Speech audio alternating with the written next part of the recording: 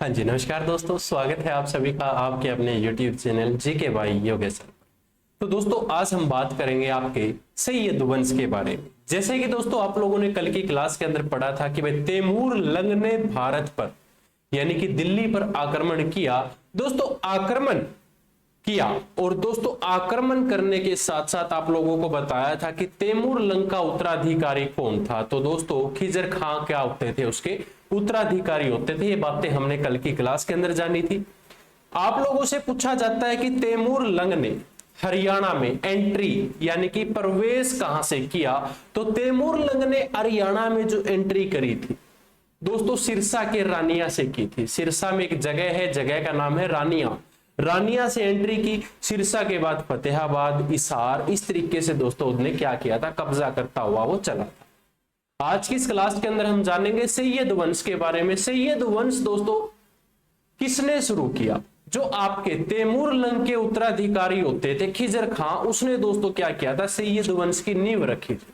आज की क्लास सैयद वंश के बारे में है। क्लास शुरू करने से पहले आप लोगों को बताना चाहूंगा भाई ये क्या है, आपके 10 प्रैक्टिस सेट है। जो बच्चा इच्छुक है भाई हाँ ये 10 प्रैक्टिस सेट मेरे लिए इंपॉर्टेंट है, या अगर आपको लगता है कि भाई हाँ इनसे हमें कुछ बेनिफिट होगा, तो आप इस 10 प्रैक्टिस सेट को जरूर लें। इसके अंदर आपको 10 प्रैक्टिस सेट दिए गए हैं दोस्तों। 10 प्रैक्टिस सेट के साथ साथ इसके अंदर आपको क्वेश्चन का सॉल्यूशन भी दिया गया है। ऑल सब्जेक्ट इसके अंदर इंक्लूड है। जिस बच्चे को प्रैक्टिस सेट चाहिए ऑर्डर कर देना दिए गए इस नंबर पर। ये प्रैक्टिस सेट आपको आपके होम एड्रेस पर पहुंच जाएंगे। अब शुरुआत करता हूं मैं आपके आज के इस टॉपिक की। टॉपिक का नाम है सैयद वंश। सबसे पहले दोस्तों मैं आप लोगों को बताता हूं, दिल्ली सल्तनत के अंदर एक वंश आता है जिस वंश का नाम है सैयद वंश। क्वेश्चन ये आता है कि बस सैयद वंश है ना जो, ये कब से कब तक चला। तो सैयद वंश की नींव की बात करें तो 1414 से लेकर 1451 तक दोस्तों ये क्या है, ये वंश चला था ईस्वी के अंदर। यानी कि आपको पता होना चाहिए कि सैयद वंश 1414 से लेकर 1451 तक ये वंश आपका चला था। इस वंश के महत्वपूर्ण व्यक्ति दोस्तों तैमूर व्यक्ति होता है। कौन होता है? तैमूर लंग होता है। तैमूर लंग। तैमूर लंग क्या करता है भाई, दिल्ली से वापस जाते समय तैमूर लंग दिल्ली से वापिस जाते समय अपने उत्तराधिकारी क्वेश्चन में कई बार ना मिले आपको तो सेनापति, अपने सेनापति का गुरुजी नाम क्या है? तो सेनापति का नाम है खिजर खां। इस खिजर खां को हाईलाइट कर लेना भाई। खिजर खां को क्या करता है, अपना ये साम्राज्य सौंप देता है। साम्राज्य गुरुजी कौन कौन सा साम्राज्य सौंपता है वो मैं आपको बताऊंगा, लेकिन पहले मुझे ये एक लाइन याद करवानी थी आपको कि तैमूर लंग दिल्ली से वापस जाते समय क्या करता है, अपने सेनापति खिजर खां को सारा साम्राज्य देकर चला जाता है। अब दोस्तों हम बात करेंगे तैमूर लंग ने जब इसको अपना सारा साम्राज्य दे दिया खिजर खां को, तो सैयद वंश के संस्थापक बन जाते हैं। सैयद वंश के संस्थापक भाई खिजर खां कौन है? खिजर खां। खिजर खां इसके क्या बन जाते हैं? संस्थापक बन जाते हैं। गुरुजी कैसे बनते हैं भाई, जब आपके तैमूर लंग दिल्ली से चला जाता है ना, तो अपना सारा काम इसको देके चला जाता है कि आज से तू संभाल इसको, मैं तो केपता आऊं या ना आऊं, ठीक है ना। तो ये साम्राज्य अब तेरे कंट्रोल में है। तो इसने दिल्ली को अपने अधीन में लेने के बाद क्या कर दिया, इसने एक वंश की शुरुआत कर दी जिसका नाम था सैयद वंश। अब बात आती है गुरुजी भाई खिजर खां को जो तैमूर लंग कौन कौन सी जगह देकर गया भाई, आपका क्या है, लाहौर, मुल्तान और दियालपुर का राज्यपाल बना दिया। क्या बना दिया था? लाहौर में मुल्तान है और दोस्तों दियालपुर यानी कि जिसको हम दिल्ली के नाम से जानते हैं दोस्तों, यहां का क्या बना दिया, आपके राज्यपाल बना दिए गए थे। कौन बना दिए राज्यपाल? खिजर खां राज्यपाल बना दिए भाई। क्लियर है? बेसिक पॉइंट आपको पता चल चुका होगा। अब दोस्तों इन्होंने 1414 में क्या कर लिया था, दिल्ली को अपने अधीन में कर लिया। क्लियर है?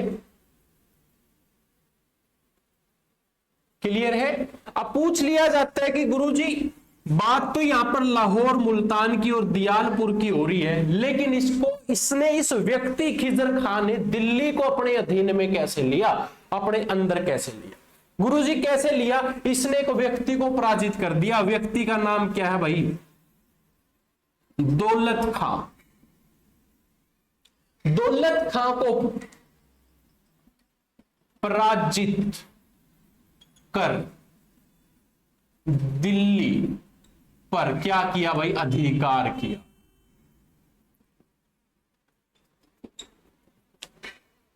दौलत खां को पराजित कर दिल्ली पर अधिकार किया। किसने अधिकार किया? खिजर खां ने अधिकार किया। ठीक है भाई। और उसके बाद ही इसने क्या रखी थी? सुवंश की नींव रखी थी।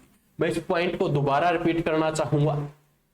आपके तैमूरलंग होते हैं भाई, तैमूरलंग हरियाणा में आ जाता है, हरियाणा पे दिल्ली पे कब्जा कर लेता है। कब्जा करने के बाद अपने एक सेनापति को बोलता है कि भाई मैं तो चला अपने देश वापिस, अब ये दिल्ली को किसे संभालना है? खिजर खां तुझे संभालना है, अब मैं सारी जिम्मेवारी तेरे ऊपर सौंप के जा रहा हूं खिजर खां।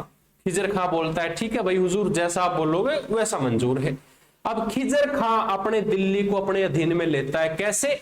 एक व्यक्ति है दौलत खां, दौलत खां को हराने के बाद ये दिल्ली को अपने अधीन में कर लेता है, यानी कि दिल्ली का सुल्तान, दिल्ली का सम्राट बन जाता है। अब फिर क्या होता है? ये भाई ये सोचता है कि भाई तैमूरलंग तो जा चुका है, अब तैमूरलंग का क्या मतलब, अब मैं अपने खुद के वंश की शुरुआत करूंगा। दिल्ली की गद्दी यार मेरे हाथ में है, तो ये दिल्ली का क्या बन जाता है? सम्राट बन जाता है, शासक बन जाता है। इतना पॉइंट क्लियर सभी का? इस पॉइंट को क्लियर कर लो। फिर क्या होता है गुरुजी? आगे हमारे व्यक्ति होते हैं। एक व्यक्ति है जिसका नाम क्या है? खिजर खां। खिजर खां की भाई मृत्यु हो जाती है। अब सिर्फ आपको क्या याद रखना है? याद रखना है भाई आपके संस्थापक है सैयद वंश के खिजर खां। खिजर खां की क्या हो जाती है गुरुजी? मृत्यु हो जाती है। मृत्यु कब हुई गुरुजी पूछा जाए तो भाई 20 मई को हुई। 20 मई बेशक याद ना हो, लेकिन 1421 याद कर लेना, खिजर खां की मृत्यु हो जाती है। कब? 1421 में खिजर खां की क्या हो जाती है? मृत्यु हो जाती है। और मृत्यु के बाद भाई इतना बड़ा साम्राज्य कौन संभालेगा? इसका बेटा होता था। इसके पुत्र ने क्या किया? इसका सारा साम्राज्य संभाल लिया। पुत्र का नाम पूछा जाए तो गुरुजी क्या रहेगा? मुबारक खां।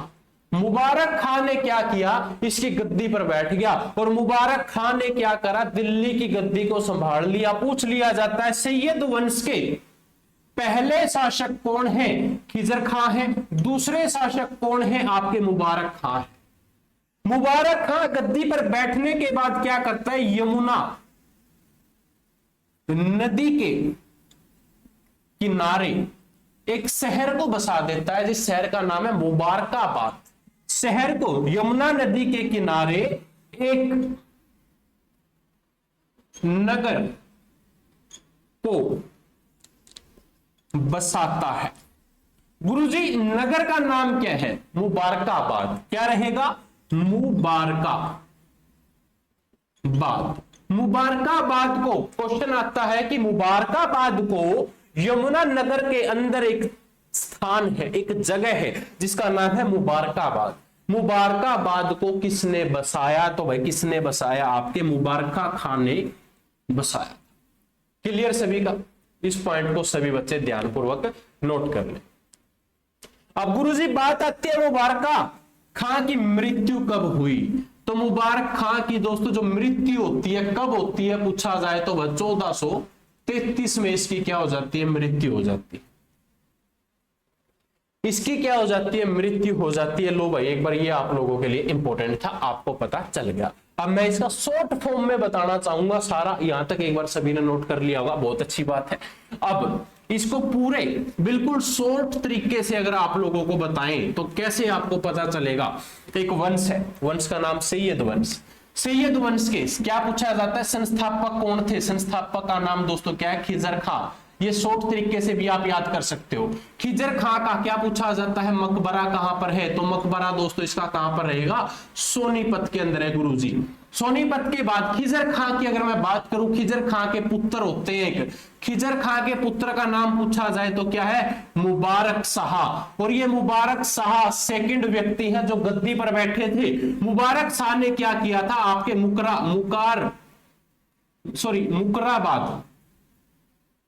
मुरक्काबाद की स्थापना की थी। मुरक्काबाद एक शहर है, शहर कहां पर है, YNR यानी कि यमुनानगर में। और मुकरबाबाद के बाद दोस्तों आपके जो व्यक्ति यहां पर आए थे उसका नाम क्या है, मोहम्मद शाह। मोहम्मद शाह दोस्तों आपके तीसरे व्यक्ति थे जो आपके कौन थे, सैयद वंश के शासक थे। मोहम्मद शाह के बाद दोस्तों आलम शाह इसके अंदर आ जाते हैं। ये आप लोगों के लिए इंपॉर्टेंट है। आलम शाह तक सभी बच्चे क्लियर कर ले, एक बार नोट डाउन कर ले भाई, फटाफट सभी बच्चे नोट डाउन कर ले। ये आपका एक शॉर्ट और क्विक रिवीजन था किसके बारे में, सैयद वंश के बारे में। और इतना ही आप लोगों से सैयद वंश के बारे में एग्जाम में पूछा जाता है। इसके अलावा आप लोगों से हरियाणा के अंदर सैयद वंश में कुछ नहीं पूछेगा। क्लियर, चलिए भाई काफी अच्छी बात है, आप सभी का यहां तक क्लियर हो जाता है। अब बात करते हैं दिल्ली सल्तनत के आखिरी वंश के बारे में, जिस वंश का नाम क्या है, लोधी वंश। जिस वंश का नाम क्या है दोस्तों, लोधी वंश। और लोधी वंश के बारे में यहां पर आप लोगों से जान लेंगे। जैसे कि लोधी वंश के संस्थापक का क्या नाम था, संस्थापक कौन थे भाई, जिसको हम क्या कहते हैं, बहलोल लोधी के नाम से हम जानते हैं। बहलोल लोधी कौन होते थे, आपके लोधी वंश के संस्थापक होते थे। इस पॉइंट को क्लियर कर ले भाई, ठीक है। यहां पर हमारे लिए एक व्यक्ति होता है जिसका नाम क्या है, सिकंदर लोधी भाई। एक व्यक्ति है जिसका नाम है सिकंदर लोधी। सिकंदर लोधी से क्या कहते हैं भाई, सिकंदर। इसके समय में कलायत और जींद के अंदर क्या हुआ था, विद्रोह हुआ था। सिकंदर लोधी के समय में क्या हुआ, आप लिख सकते हो कि इसके समय में कहां पर, सबसे पहला तो आपका कलायत में। गुरुजी कलायत कहां पर है, कैथल के अंदर है कलायत।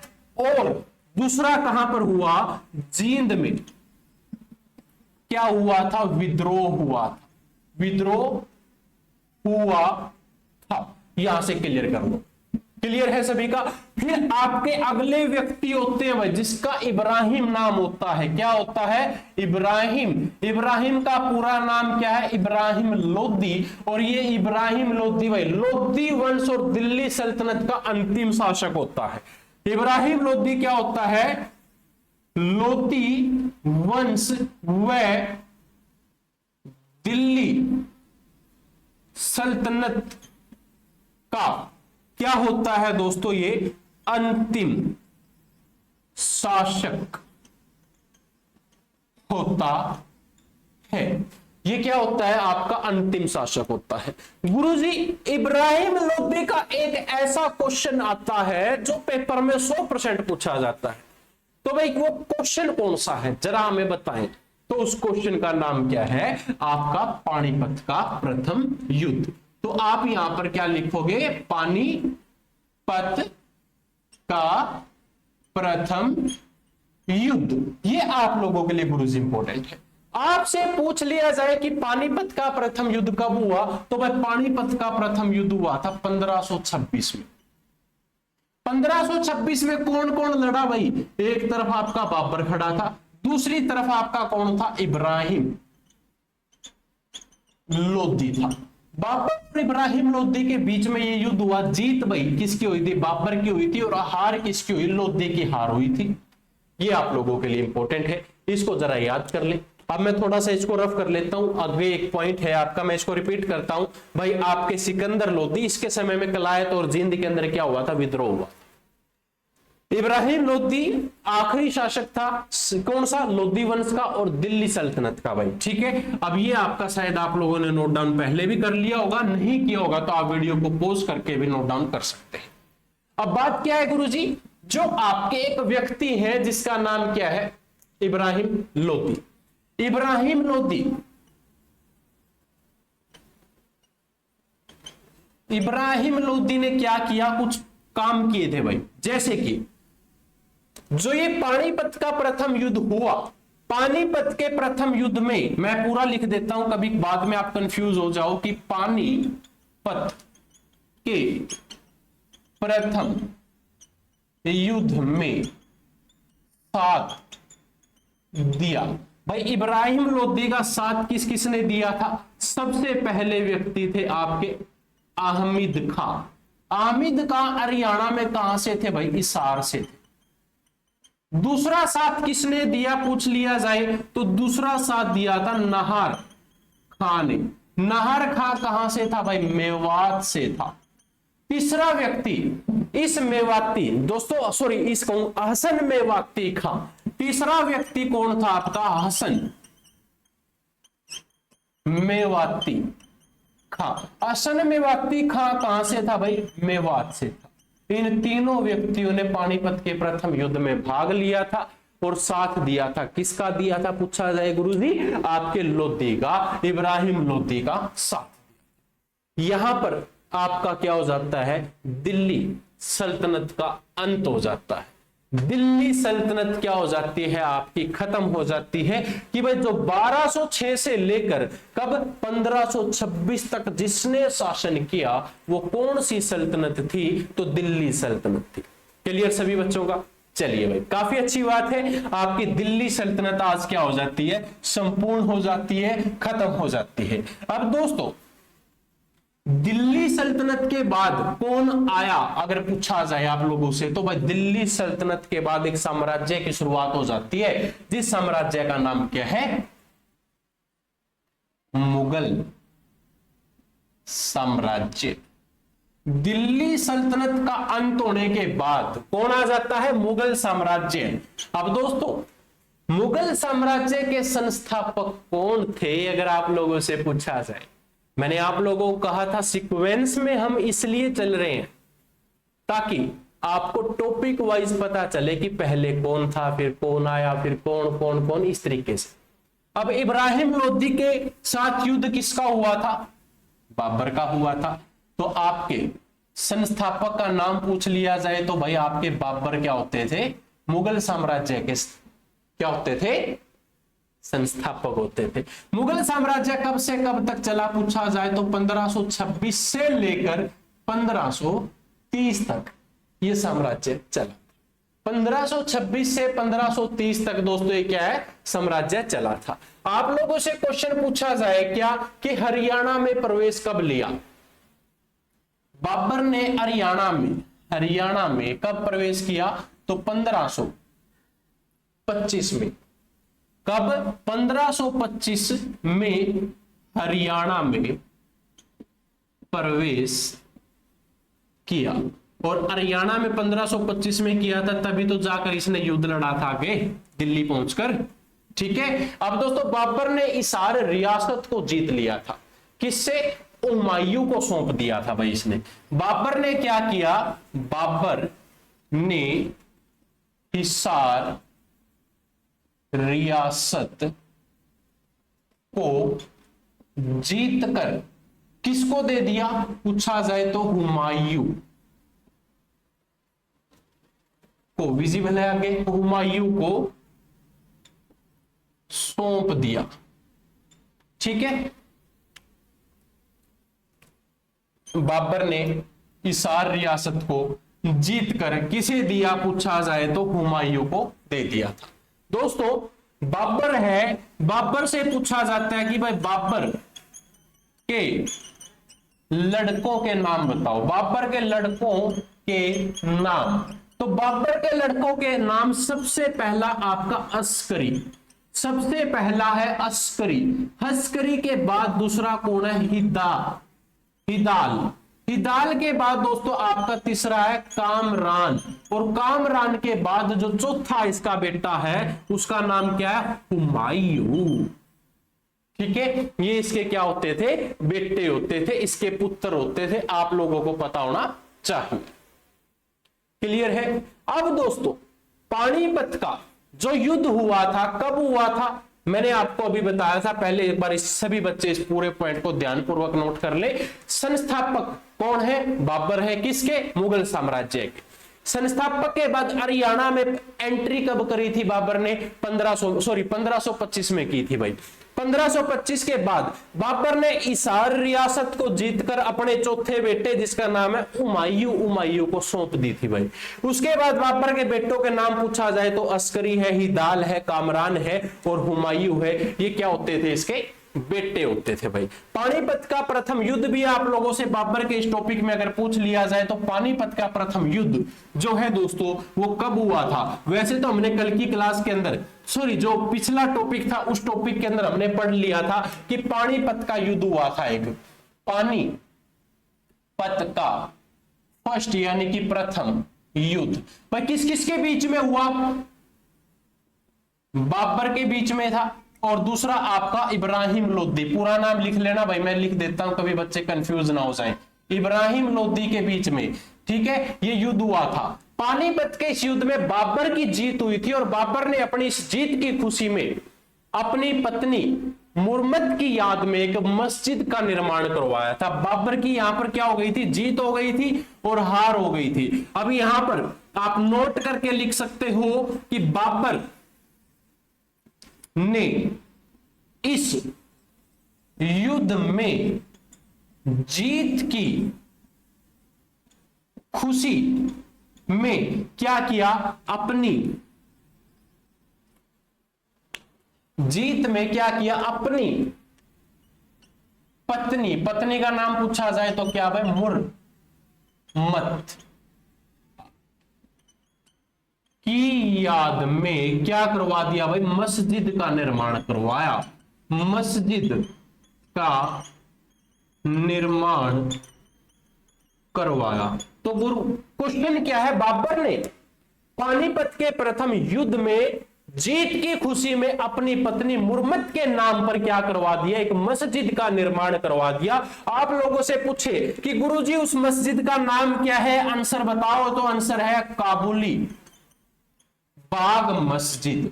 काबुली बाग मस्जिद से दोस्तों क्या है भाई? ये किसकी याद में बनवाया गया पूछा जाए तो काबुली बाग मस्जिद याद में बनवाया गया, मुर्मत की याद में। और किस खुशी में मनाया गया पूछा जाए तो बाबर की जीत की खुशी में, जब वो पानीपत का प्रथम युद्ध जीता था। क्लियर है? अब क्वेश्चन आ जाता है हरियाणा के अंदर कि काबुली बाग मस्जिद हरियाणा में कहां पर है? तो हरियाणा में पानीपत के अंदर स्थित है भाई। क्लियर सभी का?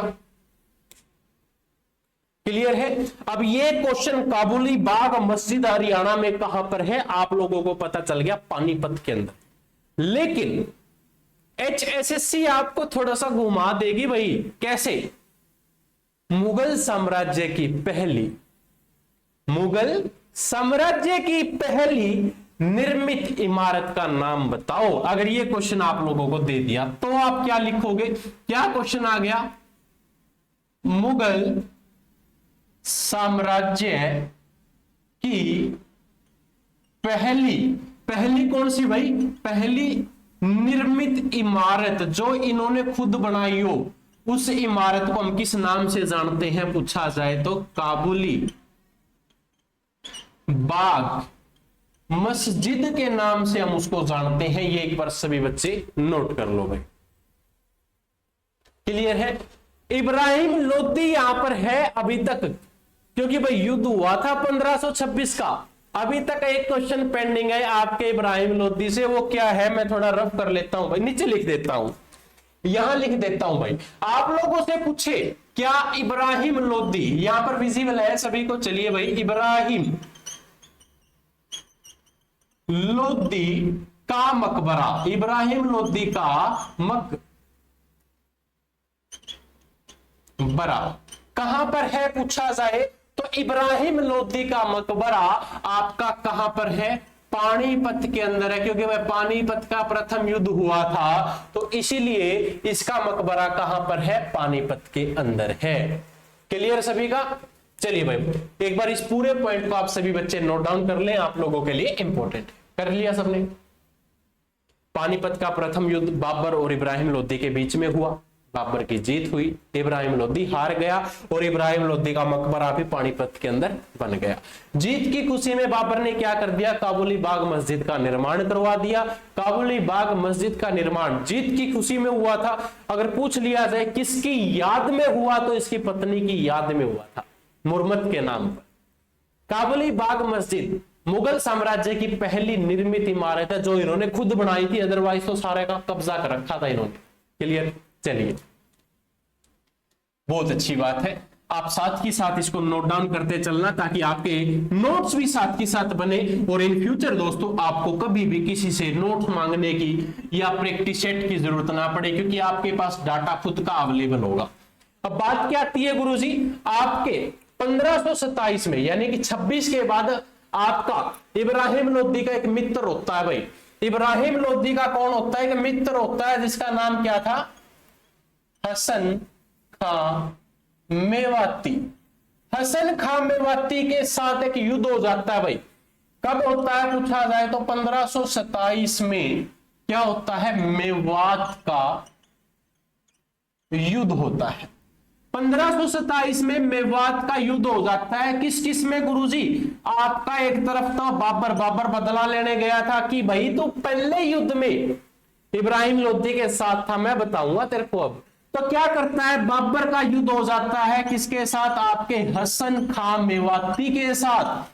हसन खां मेवाती के साथ पहले युद्ध में जीत होती है किसकी, आपके बाबर की, और हार हो जाती है हसन खां मेवाती की। हसन खां मेवाती ने 1526 में पानीपत के प्रथम युद्ध में साथ दिया था, किसका दिया था, इब्राहिम लोदी का। इसलिए बाबर बोलता है कि भाई कोई नहीं, 1526 में तो उसके साथ था, अब मैं दोबारा तेरे पास आऊंगा, तेरे मेवात में आऊंगा, और तेरे मेवात में आकर ये क्या करता है, मेवात पर कब्जा करता है और हसन खां मेवाती को हरा देता है। क्लियर है सभी का? अब ये हसन खां मेवाती से हरियाणा जीके के अंदर HSSC ने क्वेश्चन बना दिया जो आप लोगों के लिए इंपॉर्टेंट है। क्या है, आप लोग जरा ध्यान से इस क्वेश्चन को लिख लेना, और इंपॉर्टेंट है भाई, मोस्ट इंपॉर्टेंट।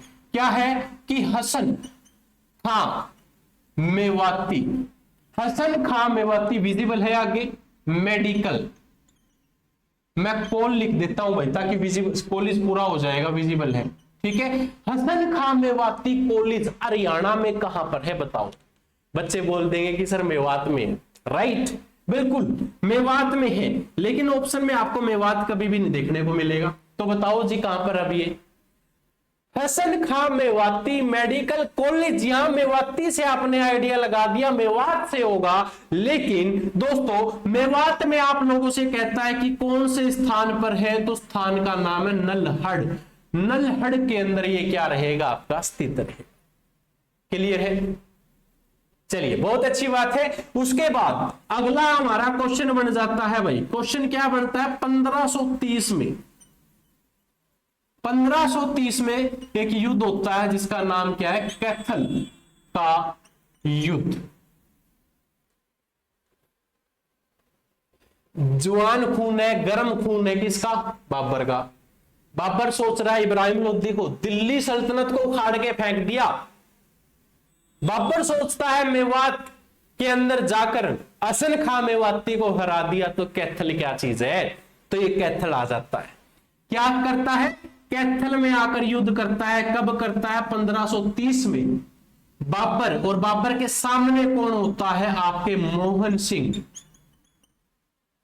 मोहन सिंह मंडार के साथ इसका क्या हो जाता है, युद्ध हो जाता है।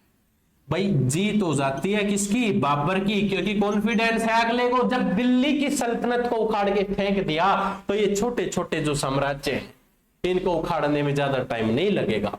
तो इसने क्या करा भाई, 1530 में कैथल का युद्ध किया, और कैथल के इस युद्ध के अंदर इसने मोहन सिंह मंडार को हरा दिया कि चल भाई साइड में हो जा, कैथल अब मेरा हो गया। ठीक है, यहां से एक बार सभी बच्चे नोट कर ले, कर लिया सबने। और दोस्तों ओवर कॉन्फिडेंस कहता है बंदे को उखाड़ देता है, उखाड़ देता है। तो 1530 में क्या हो जाता है भाई, हाईलाइट करके लिख लेना, 1530 में क्या हो जाता है, बाबर की मृत्यु हो जाती है भाई। 1530 में बाबर की क्या हो गई, मृत्यु हो गई। गुरुजी मृत्यु हो गई, मुस्लिम धर्म से संबंध रखता है। ठीक है, मैं इसको थोड़ा छोटा लिख देता हूं राइटिंग थोड़ी अजीब होगी, बिल्कुल बच्चों जैसी। ठीक है, 1530 में बाबर की मृत्यु हो जाती है भाई, और ओवर कॉन्फिडेंस था बंदे में, ठुक गया, खत्म कहानी इसकी भाई। अब इससे एक पॉइंट बन जाता है कि बाबर की मृत्यु के बाद इसको कहां पर दफनाया गया। तो भाई पहले कुछ इतिहासकारों का कहना है, पेपर में भी मान लिया जाता है इस बात को, कि इसको पहले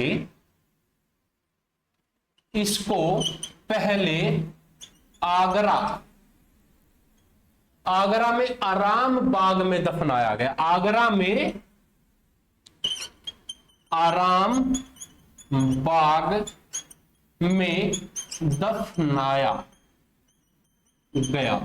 लेकिन भाई क्या होता है, फिर इसको वहां से उठा लिया जाता है कि नहीं यार, आराम बाग में तो ज्यादा दूर हो गया यार। इसने अपनी पत्नी की याद में काबुली बाग मस्जिद बनवाई थी, इसको उसके साथ में दबा देते हैं, काबुली बाग मस्जिद में दबा देते हैं। फिर इसको कहां पर ले आते हैं भाई, काबुल बाग मस्जिद में दबा दिया जाता है। फिर काबुल बाग मस्जिद में दफनाया गया। ये लीजिए भाई, नोट कर लो। अब आप लोगों को पता है 4 बालक थे भाई, किसके, बाबर के। और अपने हरियाणा के अंदर एक कहावत है, क्या कहावत है, क्या कहते हैं कि भाई 4 बेटे हैं, अच्छी बात है, लेकिन जो सबसे छोटा होता है वही सबसे खोटा होता है। बाकी 3 इसके बच्चे के बारे में भाई हरियाणा के अंदर कोई जानकारी नहीं, कुछ नहीं कहा जा सकता उनके बारे में, क्योंकि जो सबसे छोटा वो सबसे खोटा। और दोस्तों बाबर के बाद गद्दी पर कौन बैठा, इसका सबसे जो बेटा था जिसका नाम क्या था, हुमायूं। तो हुमायूं को क्या कर दिया दोस्तों, गद्दी पर बैठा दिया गया। अब हम पढ़ेंगे किसके बारे में, हुमायूं के बारे में। हुमायूं गद्दी पर कब बैठा जी, 1530 में बैठा। कब से कब तक, 1540 तक बैठा भाई। ठीक है, ये आपका इंपॉर्टेंट है। और हुमायूं ने गद्दी पर बैठने के बाद क्या किया, फतेहाबाद की मस्जिद का निर्माण करवाया। पहला इसने क्या कर दिया, फतेहाबाद की मस्जिद का निर्माण करवाया भाई। दूसरा इसने क्या किया, बुढ़िया नगर की नींव रखी थी। बुढ़िया, क्वेश्चन आता है पेपर में, बुढ़िया नगर हरियाणा में कहां पर है, तो यमुना नगर के अंदर।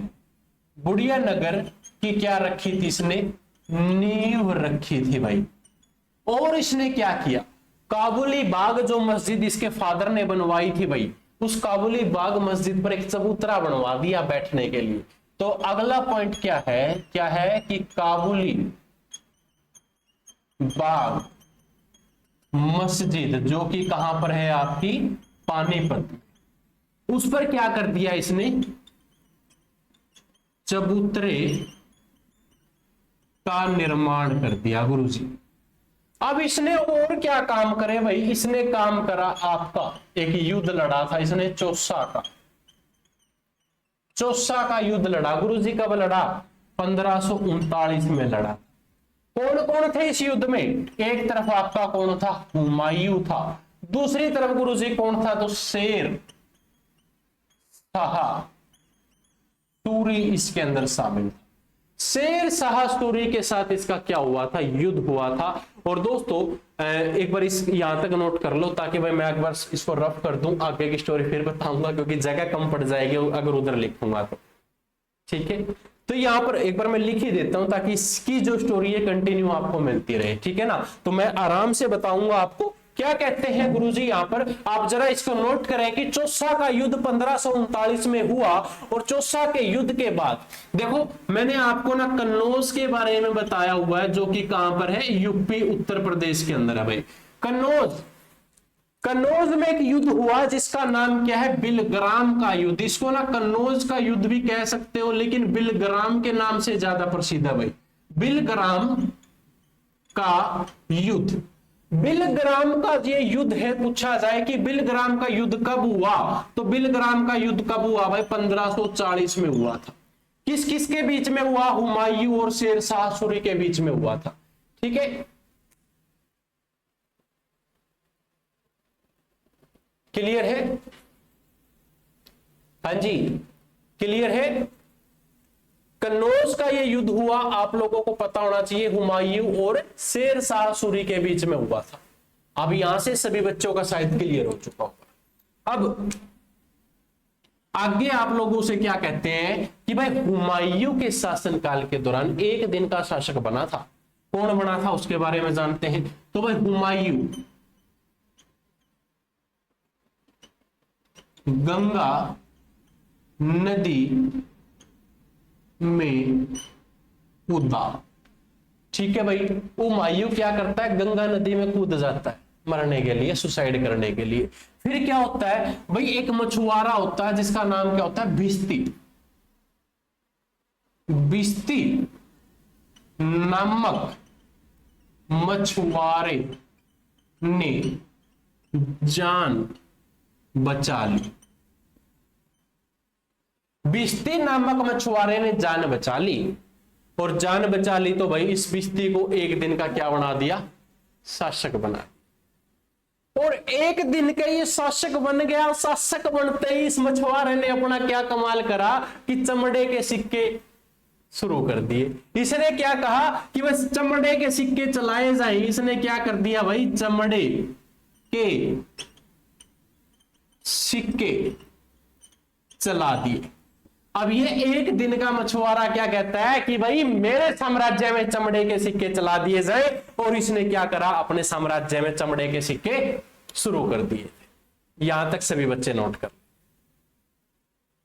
अब हुमायूं भाई जब सोचो लिया इसने मरने की, कि मरना है, गंगा में कूदा। गंगा में कूदने से काम नहीं चला इसका, तो भाई क्या होता है, 26 जनवरी, मैं यहीं पे लिख देता हूं, यहां से रफ कर देता हूं।